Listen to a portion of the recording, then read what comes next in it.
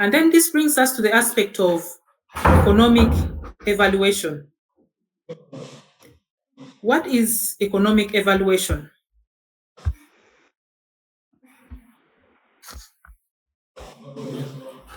So with economic evaluation is basically a systematic way of comparing alternative interventions or programs in terms of both their costs, those are the resources that are invested, and also the consequences in terms of the health outcomes. And it is very essential because it helps in decision making. And here you'll ask yourself a question of which intervention is going to give me the greatest health benefit for the resources that are available. You look at the resources that you have and you look at the various interventions that are supposed to be implemented.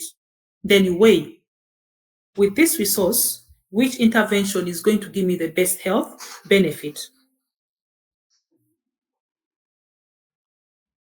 So this is a comparative analysis of alternative courses of action in terms of both their costs and consequences. In terms of the costs, you can look at the financial cost. What is the actual expenditure on the goods and services purchased? And then the opportunity cost. The costs in terms of the alternatives that have been foregone. We looked at this aspect in our previous classes. When you forego one good, in trying to access another good, this is what we call an opportunity cost.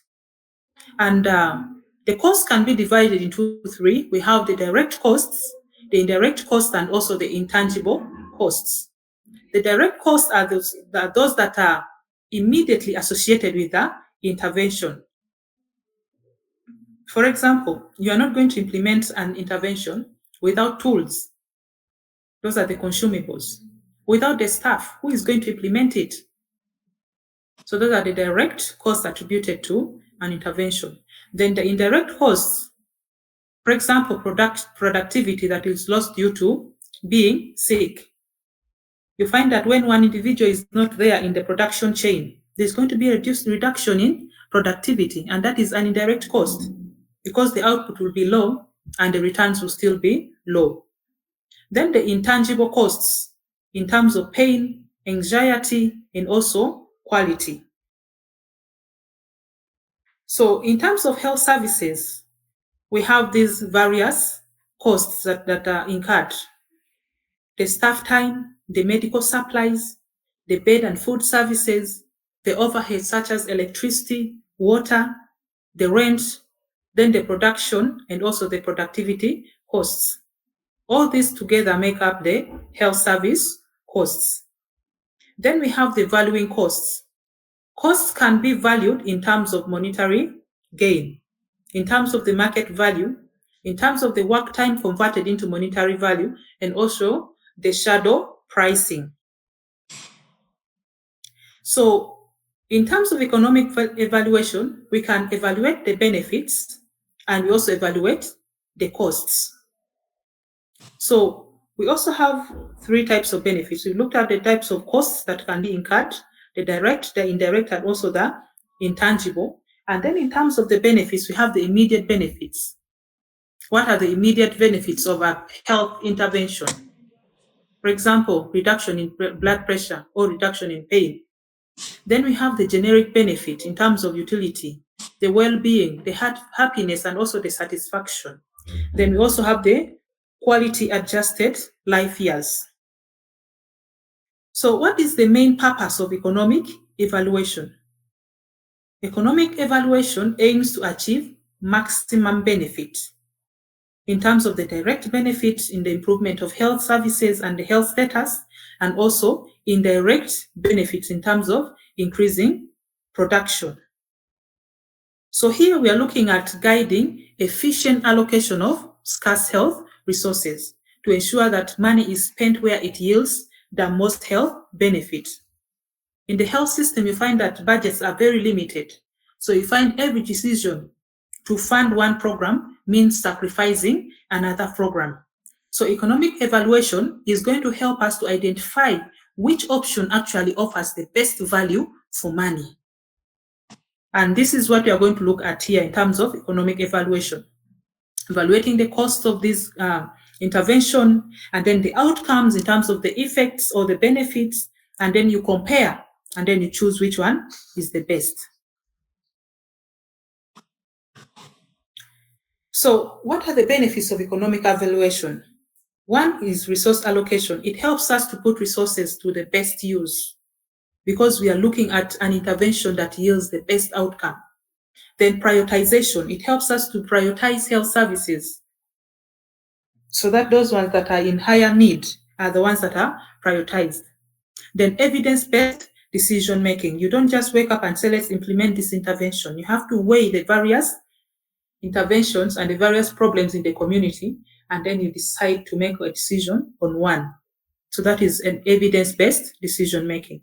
And also it promotes transparency because these decisions are made on informed consent and also evidence basis. There's going to be transparency and also budgetary planning. And this brings us to the types of economic evaluation. In terms of economic evaluation, we can talk about the cost effectiveness analysis, and then the cost benefit analysis, and also the cost utility analysis.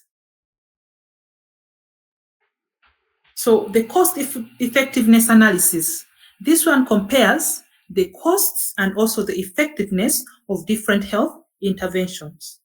And it is used when health outcomes are not the same for the interventions. You find that various interventions are going to produce different health outcomes relative to each other, but different in weight.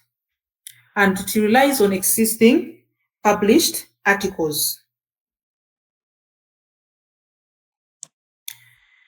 And it is concerned with the technical efficiency, doing the right things or doing things right, how the resources are used during service provision. You ask yourself, what is the best way of treating a disease X? There are various ways you could treat this given condition, but which one is the best? That is cost effectiveness analysis. So here the goal is to determine which intervention provides the most benefit in terms of the health outcome per unit of cost. The units of measurement of the cost effectiveness analysis, here the outcome is usually measured in natural units. For example, cases of a disease prevented, lives saved, or the quality adjusted life years gained. Then we have the incremental cost effectiveness ratio. This is the difference in costs between two interventions divided by the difference in their effectiveness. So we are looking at a relative proportion, the cost and the effectiveness. What is the cost of different two interventions? And what is the effectiveness of these two interventions? Then you get the ratio. So this one represents the additional cost per unit of effectiveness of one intervention compared to another. The lower the incremental cost effectiveness ratio, the more cost effective the intervention is considered to be. So the formula for the cost effectiveness ratio is equal to the cost of intervention A minus the cost of intervention B divided by the effectiveness of intervention A minus the effectiveness of intervention B. So we are looking at the difference in the cost of the two different interventions and also the difference in the effectiveness of the two interventions that we are looking at.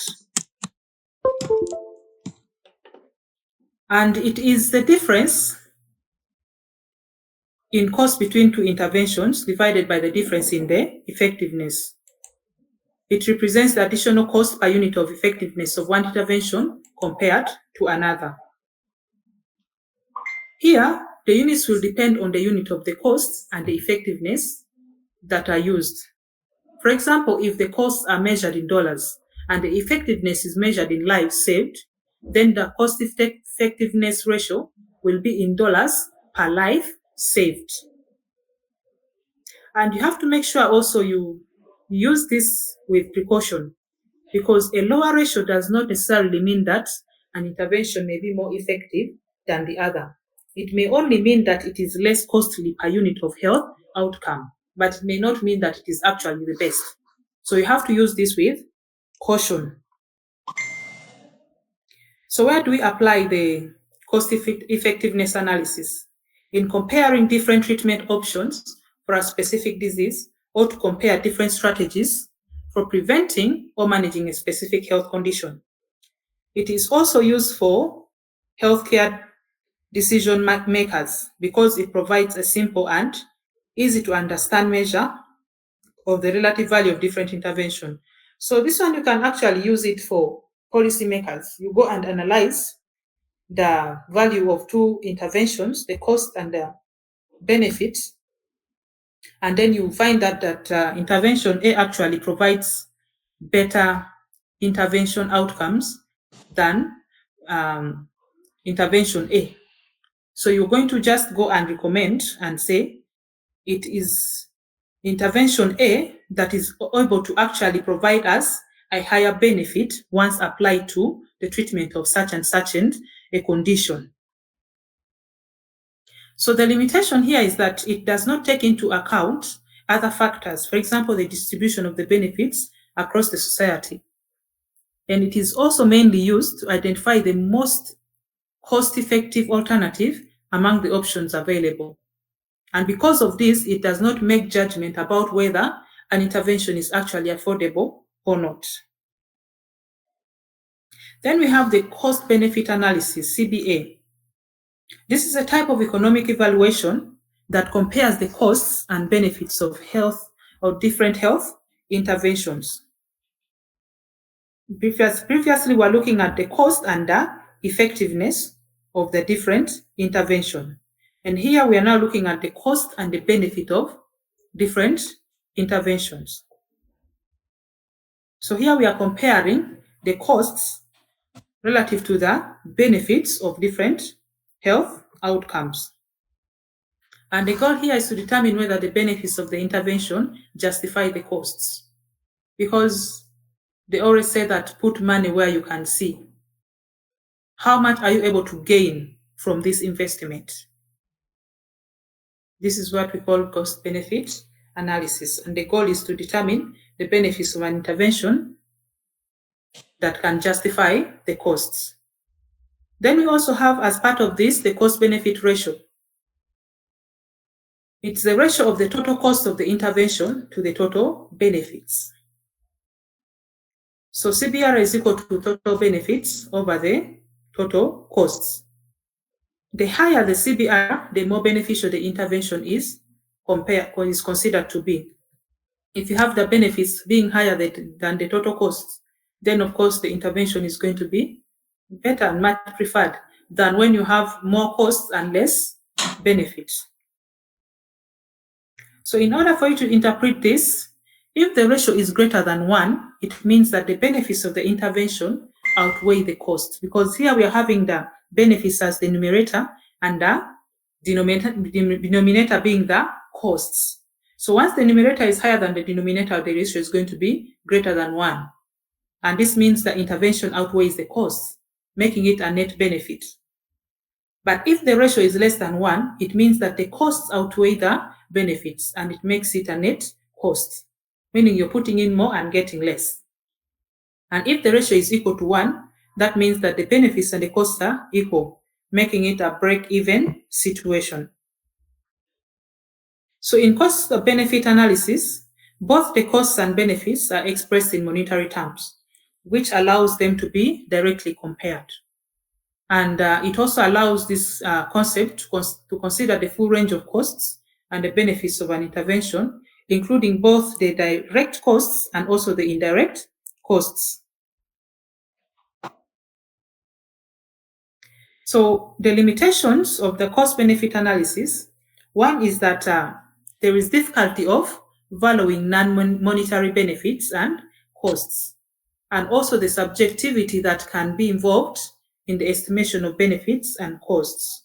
You find that not every intervention can be weighed in terms of costs and benefits. So to find the best measure of the cost and the benefit is a bit tricky in cost-benefit analysis, and that's why it may be limited. It also does not take into account the distribution of the costs and the benefits among the different groups in society. It just looks at the cost and the benefits. Are the costs higher, the benefits, or the benefits higher than the costs? That's all. They don't look at the resource distribution in the different groups in the society. Then we have the uses of the cost-benefit analysis. It helps us to evaluate large-scale public health interventions. For example, the vaccination programs or disease prevention strategies, and also in infrastructure projects like building a new hospital, a road. You look at the cost of constructing this road and the benefits you're going to obtain from having this road constructed. You find that when the road has been constructed, there's going to be better transportation. People are going to be able to access food, access health services, access education services easily. So you see that the benefit is great, but the cost is also high. So you weigh and you implement. So it's also a useful measure for decision makers because it provides a comprehensive and objective assessment of the overall value of an intervention. And then we have what we call the quality adjusted